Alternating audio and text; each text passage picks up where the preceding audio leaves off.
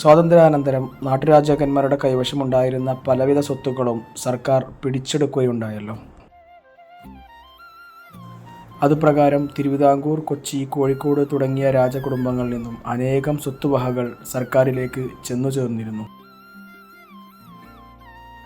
എന്നാൽ ജീവിതവ്യായത്തിനുള്ള വകയുടെ അവകാശം മുൻനിർത്തി അവരിൽ ചിലർ സർക്കാരുമായി കേസിലേർപ്പെട്ട് ചില സ്വത്തുക്കളുടെ അവകാശം തിരികെയും വാങ്ങിയിരുന്നു. ഇത് കോഴിക്കോട് മീഞ്ചന്തയിൽ സ്ഥിതി ചെയ്തു വന്നിരുന്ന കോഴിക്കോട് പെരുമ്പടപ്പ് സ്വരൂപം വക കോവിലകം കെട്ടിടമായിരുന്നു. പിന്നീട് NSSന് കൈമാറിയ ഈ കോവിലകം കെട്ടിടം മീഞ്ചന്ത ഹയർ സെക്കൻഡറി സ്കൂളായാണ് ഇന്ന് ഉപയോഗിച്ചു വരുന്നത്. നിലവിൽ ഈ കെട്ടിടത്തിന് പിറകുവശത്തുള്ള പുതിയ കെട്ടിടത്തിലേക്ക് സ്കൂൾ മാറ്റി സ്ഥാപിച്ചിട്ടുണ്ടെങ്കിലും ചരിത്രത്തിൻ്റെ കഥയുമായി ഇന്നും ഈ കെട്ടിടം ഈ നാട്ടിൽ അവശേഷിക്കുന്നു.